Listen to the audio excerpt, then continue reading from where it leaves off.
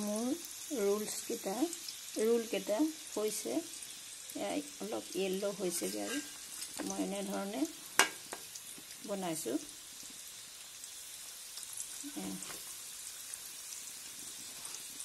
একেবাৰে সহজ, আপোনালোকে সৰু সৰু ল'ৰাবিলাকক এনেধৰণে বনাই খুৱাব পাৰিব। মাত্ৰ এই মাৰিডালত ষ্টিকডালত নুৰিয়াই দিব লাগে। তেনেকৈয়ে বজাৰৰ পৰা আমি কিনি খাওঁ। বজাৰৰ মচমচীয়া ৰোলটো খাই আপোনালোকে খুব ভাল পায় নহয়নে বাৰু? কিবা পাত যেন নুৰিয়াই থৈছে তেনেধৰণৰে লাগে। মই আজি তাকে বনাইছোঁ আৰু বনাই আপোনালোকক দেখাইছোঁ।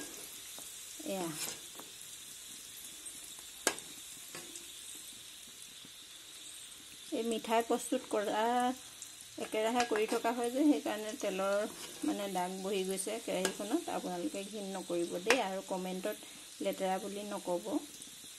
এইটো আচলতে এনেধৰণে একেৰাহে বনাই থকা হয় যে সেইটো কাৰণে এই কালাৰটো উঠিছে। দেখিলেনে বাৰু ইমান ধুনীয়া ৰোল হৈছে।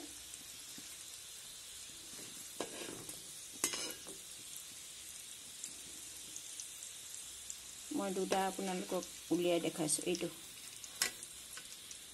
চাওকচোন, বজাৰত কিনা ৰোলটোৰ দৰে হৈছেনে বাৰু? আপোনালোকে কমেণ্টত জনাব দেই।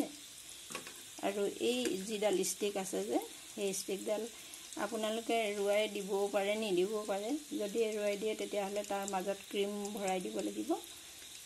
তেতিয়াই এই বজাৰৰ কিনা আমি ইমান দাম দি 25 টকা, 30 টকা, 40 টকা এনেকৈ দি কিনি খাওঁ। গতিকেলৈ ঘৰতেনো বনাই খাব নোৱাৰোঁ জানো? সেয়েহে মই আজি আপোনালোকক এয়া এটা ৰেচিপি আপোনালোকক বনাই দেখালোঁ। আপোনালোকেও ঘৰৰ সৰু সৰু কণ মাইনাহঁতক বনাই খুৱাব। গেছটো অকণমান আৰু বঢ়াই দিছোঁ। চাওকচোন কি মজা লাগিছে।